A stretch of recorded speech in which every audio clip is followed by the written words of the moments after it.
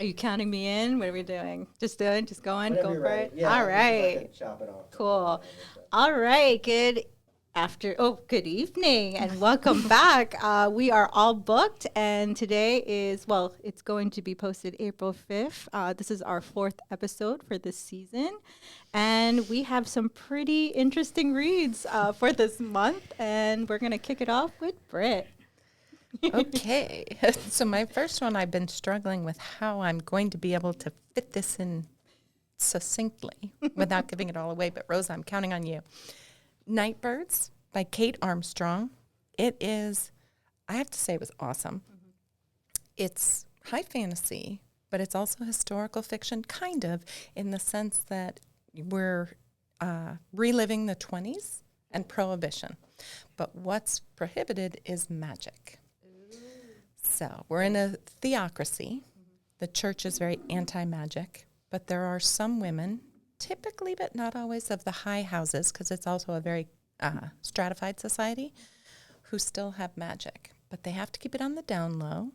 And the women are called nightbirds. It's anonymous. And they're set up in this kind of speakeasy / brothel sort of situation where people can come see the madam and for a secret and also an exorbitant price, they can get kissed by one of the nightbirds, and that transfers that particular nightbird's power to the person they've kissed for a brief period of time. Oh, wow. So all of this is the That's setup to it. That's different. Yeah. That's different. And they're only a nightbird for a season, maybe two. We have one who's kind of hanging on to it, and then they're expected to marry off into one of the high houses, and only their husband gets the benefit of their magic as it slowly fades away. Of course. Of course.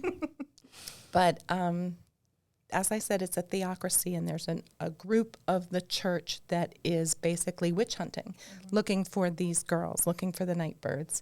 And our story kind of kicks off with them.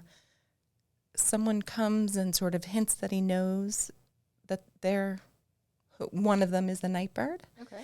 and hints that she may be in danger and that he can offer protection. And we've got warring political factions, and he's kind of saying, come support my cause, and I'll let you live in the open. But, can't always trust everyone, and we're not quite sure who to trust. And I thought it was fabulous. There's this whole background story of there used to be firebirds. There used to be more magic, and the firebirds were far more powerful. These girls can't benefit from their own magic. They can only pass it on. But the firebirds used to be able to, especially if they could unite with other firebirds, they had much more magic and power. And our nightbirds are starting to notice strange things happening, like, wow, I feel more powerful when the three of us touch or we're near each other, and all sorts of stuff going on. It is beautifully written. It's very intricately plotted. And like I said, I was having a really hard time trying to figure out how to sort of explain this. But I really thought it was great. I thought the characters were well developed. You're alternating between the different nightbirds' points of view, and their voice and their character was very distinct. I really enjoyed it. I liked some of the friendships and the relationships, familial relationships, friendships, some romantic kind of entanglements, if you will. I don't know. Rosa, you want to jump in here? Do you have? No, I think you covered it. The thing that I would just add is that there are three main girls. Right. And they have their own like specialties Yes. and their own like backstories that are kind of tragic. Yeah. Yeah. It's not YA if it's not tragic. Yeah. Oh, man. So, and I mean, it's been very well reviewed, and I can see why. I found it really very well written, and some great world building. But also, like I said, it's really cool to see it kind of echo the 20s. I love books like Yeah. that. It's like Dread Nation. Like, I love that Yeah. whole alternate take to like Exactly. the world. Alternative history. Yeah, Yeah. so good. 20s fantasy is huge. Lately, now. right? Yeah. Yeah, there one that just came out around the same time is Ravel, and then we have some in our collection. Fire Becomes Her, and Those self-made boys, right? Wasn't that one you Yeah. just talked about? Not that was Was that fantasy? It's still 20s. Like Yeah. the aesthetic is just so popular right now. Such a Well, good- because we're in the it's 20s. so We're just great. Yeah. different Yeah, 20s. it's true. That's true. Yeah. Awesome. So that was Nightbirds. Definitely 2 thumbs up. Great. And then I had to do one of my lighter reads, Love Match by Priyanka, I think it's Taslim. And this one, it was a lot of fun. She is, I'm stuck here. There's a Bangladeshi community in Patterson, apparently a very large community, which I'm sort of embarrassed to say I was unaware of.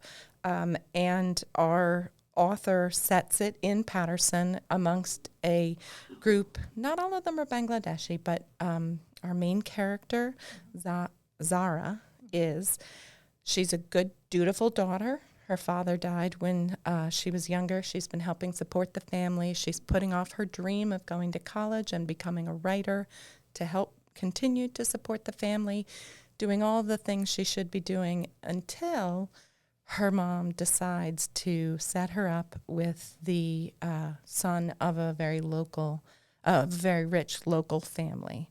And so the families are creating this match for them.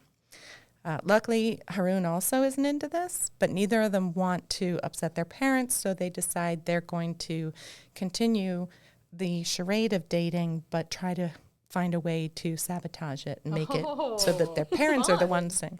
So, we've got our fake dating trope, but then we also add in, there's a new, mysterious, dashing young man, Naim, who is gorgeous and musical and talented and sweeping her off her feet, but he's poor. And she's supposed to be dating and perhaps marrying Haroon. So we have a little bit of like a Darcy Wickham feel in here. Yeah. So, she's at first with Haroon, she's like, oh, he's so grumpy, he's so full of himself, everything. No wonder you recommended this to me.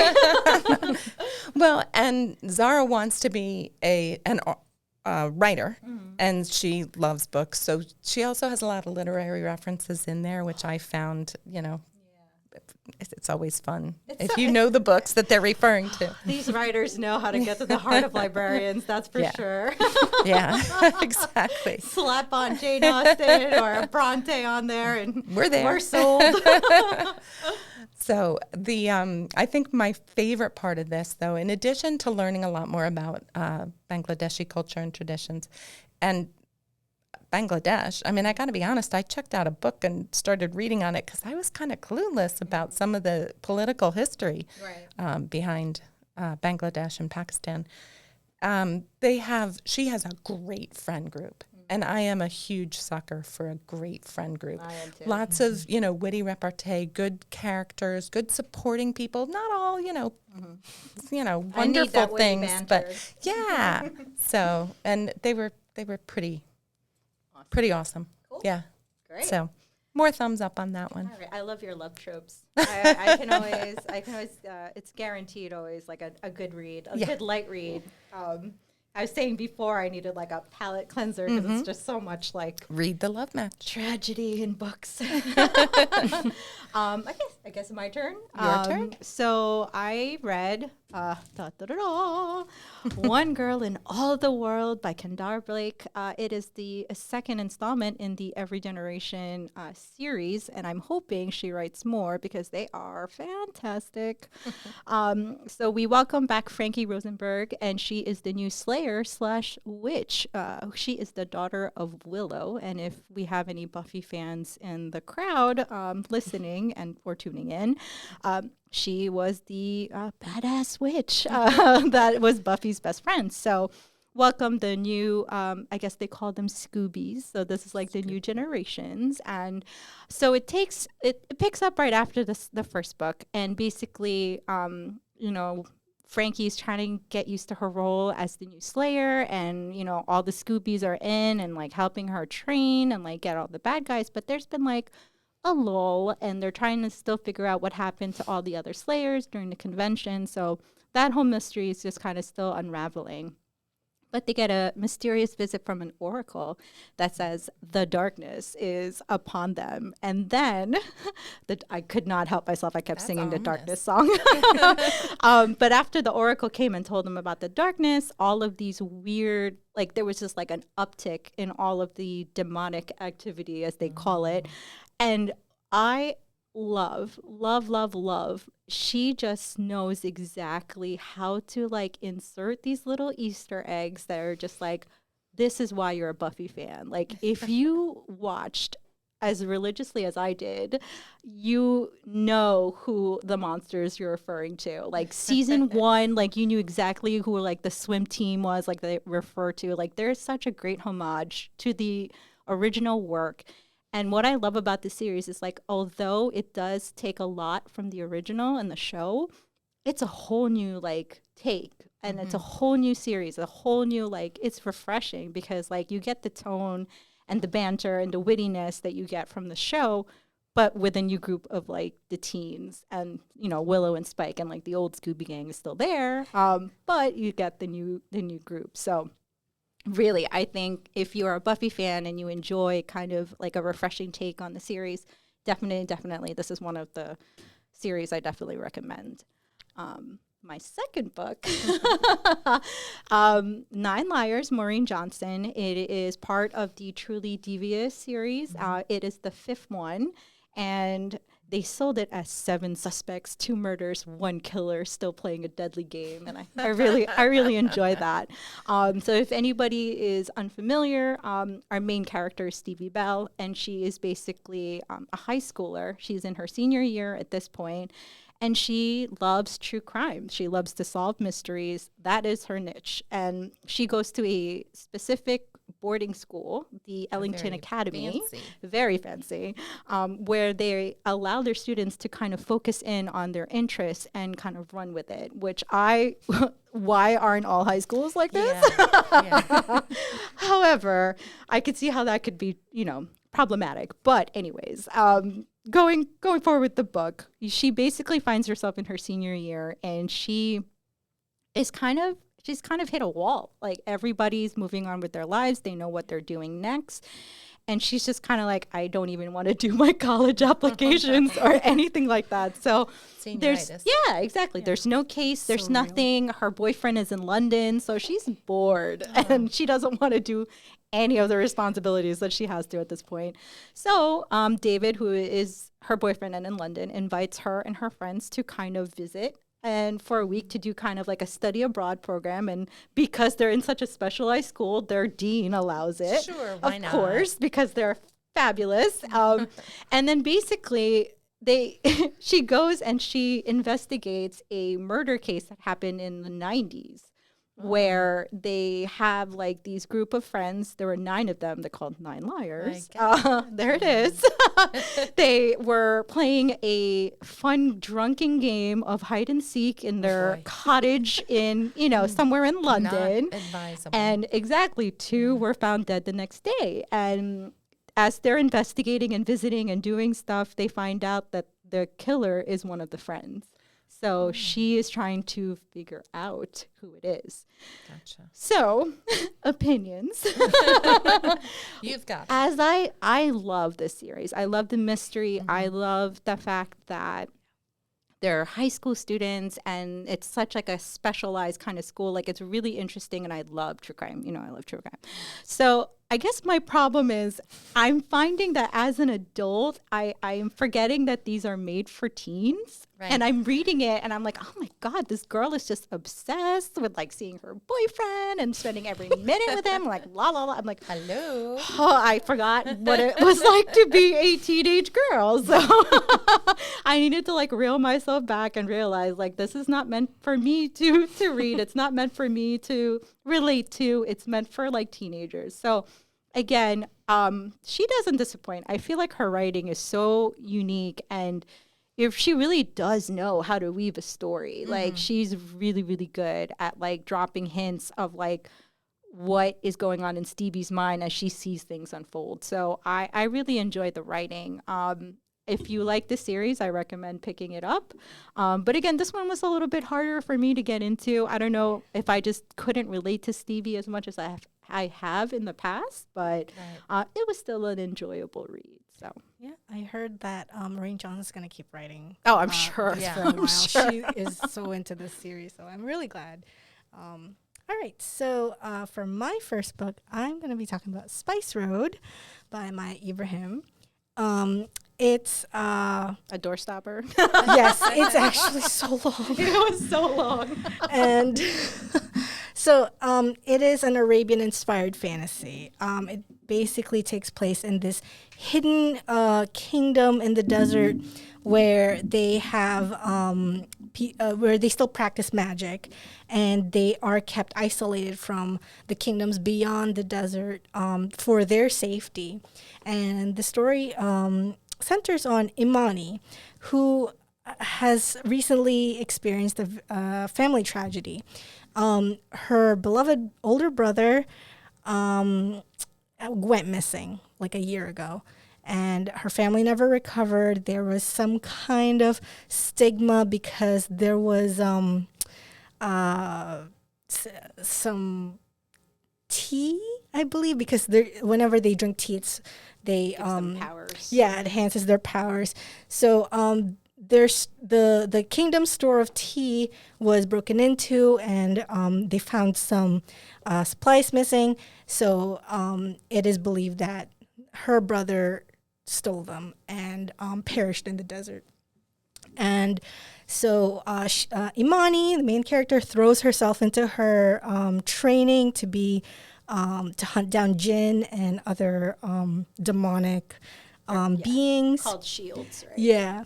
And she is struggling with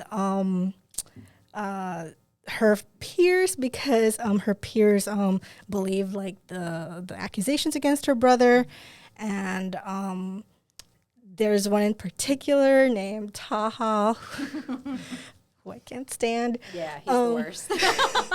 He's basically the son of the head of the kingdom. And he really hates her because he sees her as he basically sees her as a Nepo baby. Yeah. And Which he's not wrong. It's not wrong. He's really not wrong. yeah. But he's the son of the Yeah, but like his family had to claw their way up to the Yeah. ranks. And so she's also struggling with her relationship with her younger sister, who is starting to get rebellious, disappearing Bit of during a the day. kleptomaniac. Yeah, she's skipping school, which she's not supposed to. So she has all these like external problems, and then like internally, she's trying not to deal with her brother's disappearance because they had a really close bond. So when her younger sister, Amira, who's also very annoying, decides to run away to the desert because she says, I can still feel that our brother is alive, she follows her, and they come across this hideout where they find traces of their brother only a couple months before, and they encounter a jinni who tells them, I was his friend. I was your brother's friend. I know all these things about you. Yeah. So And he was like actually like my favorite character in the book. he's great. Yeah. I don't know why he doesn't get more No. page time. Yeah. But yeah, and so of course, because Imani is a jinn slayer, she has a reputation for it. She's about to kill him, but he says that I know where your brother is. So her sister Search goes on. yeah, so she has to, as a bargain for him taking the sisters, or at least Imani, to where her brother is, she has to bind him to her. So she decides not to bind him to her body because that could get dangerous, and she doesn't trust him, so she binds him to a lamp. And Was it a lamp or a sword? it was a dagger. I thought it Yeah, was a dagger, yeah. yeah, it was a dagger. Yeah. And then lamp would make more sense. that would be. But you know what? That's funny because he actually makes a comment and says, like, the lamp you can forget about, a dagger you're not going to leave That without. one. Yeah. That's funny that you say that. Yeah. So eventually, she manages to convince like the council to retrieve her brother back, and so he can, return to them and maybe face punishment. However, she has to travel with Taha and his friend and cousin, who all basically bully her the entire way. Yep. And it's basically a journey across the desert, and it's about Imani opening up to other people, finding out that, hey, maybe the kingdom's elders were wrong about, keeping the magic for themselves, because the other kingdoms are living in poverty and squalor, and they're being colonized by like outside forces. So she's also saying, she's also like dealing with like this new perspective that's like, and all these new things that are challenging her beliefs. And for some reason, she's also dealing with this attraction to Taha and the genie Kane. Yeah, it's so weird. Like it was such a weird thing because I'm sorry, what's his name again? Taha, yeah. Taha, like he like mind games the entire He's time. Horrible. Mind games. Like 1 minute he's like super nice, the next minute it's like I don't even know you kind of deal. So it's like not far fetched, but it's like he wants to hate her, but he can't help himself. Like there's a part where they're like making out, and the description, and the description of it is like he was grasping me and like trying to hold on like the sands. Like that description to me, I was like, wow, that's a great visual. But then like I'm like, oh, I don't like him though. Like he's wrong for you. Stop. He's like constantly putting her down. He's laughing with his friends about her, like literally in front of her face. Yeah. He challenges her to a sunrise duel, and she basically like beats him, but when everybody else wakes up, he's like, yeah, I beat her. It's the worst. Toxic relationship. It's so toxic. It's so toxic. He's not even funny or smart. Like Kane is more like likable, And but wait, is this good? I don't know. And this is what was like so problematic for me with the novel. It's like I don't know who to like. There is a part of me that really was rooting for the Jinn. But then I was like, but I don't like the main character as much because she's problematic in herself. Yeah. So maybe it's just getting you to feel these feelings. Maybe. You're not necessarily supposed to identify with maybe come the second one, I'll start feeling differently. Yeah. If I plan on continuing the series. It is such an interesting world. Like, and I love the magic. The world building is spectacular. Yeah, absolutely. Yeah. I don't know why tea is suddenly very like popular in fantasy. We just had like magic steeped in poison, which is also tea based magic. So wow. Yeah, I don't know. We'll see. Yeah. But, and there's more coming. Oh, definitely. Yeah. They left it with like such a cliffhanger. Yeah. I actually forgot to say that about Nightbirds. Okay. It's a series. Trilogy. I kind of figured because I'm sure, because it didn't sound like it would end with just one. These normally do not take just one novel lately. It's been difficult, but it's always a series or a trilogy. Yeah. Or duology. Not a lot of duologies out there, though. I have a duology next. Oh, okay. There you go. I spoke too soon. No, that's fine. So I read Emily Wilde's Encyclopedia of Fairies, which is a mouthful. It is adult, but I think it has huge YA appeal, especially since the Fae are really popular in YA. God, with the Court of Thorn like coming out soon, like I can't even. Yeah, and I think content-wise, it's safe, which doesn't mean it's boring. There's some mild violence and like disturbing stuff, but that's what you get with the Fae. Yeah. They're creatures that are not bound by like our rules. So basically, this is a novel in a journal format. It is supposed to be the records of the Cambridge scholar Emily Wilde, who is a specialist in folklore and fairies. She wants to study fairies like all over the world. And her latest project is basically compiling an encyclopedia of all the kinds of like fairy creatures around the world. And her current place of study is going to be a remote village in Scandinavia that I cannot pronounce. That's okay. But yeah, it's so remote that you have to like go through like a boat, and then you have to like trek up the mountain, and like you find the village, and then it's very isolated. It's also very close knit, which you can really feel. And just as she starts to get the hang of life, and settling in, her academic rival, Wendell Bamblebee, decides, hey, I'm going to drop in. That's a great I name. love those names. Bamblebee? Yeah, Bamblebee. And he is adorable. Like, he is, Emily has some theories about who or what he could be, but she doesn't say anything about it because she doesn't want to engage him further. And she's very irritated that he just dropped in and basically made himself at home in her little cottage that she was peacefully studying in, and decided to not help around. He just decides to charm the entire village, whereas she's offended a few people accidentally.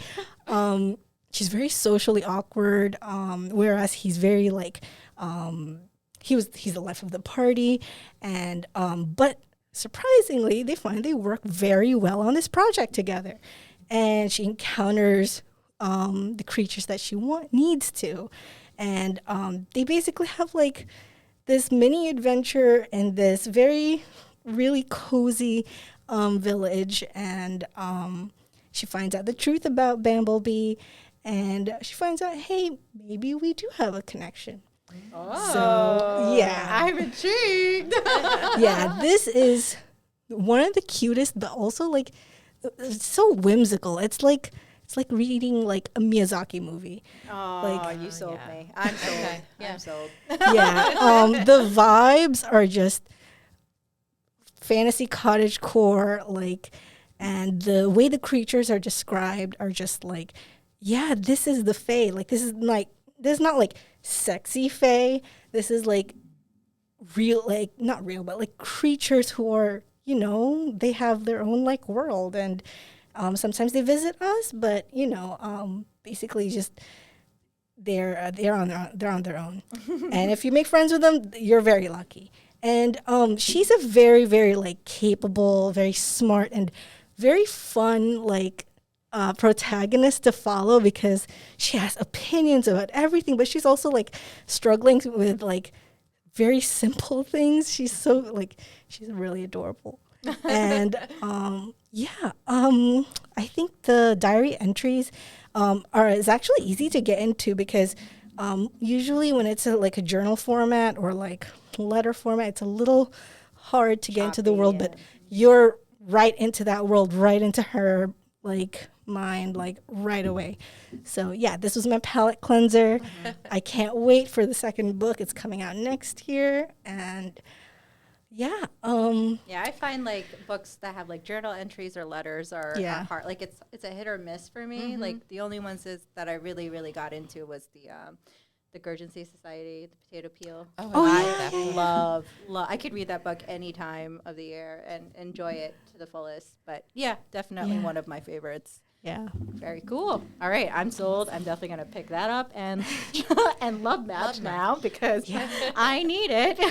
Been dealing with a lot of violence and gore in my books, and true crime. So, all right. Well, thank you, ladies, again for another fun All Booked. We will be back in May, and thanks everybody for tuning in. Bye. Bye. Bye.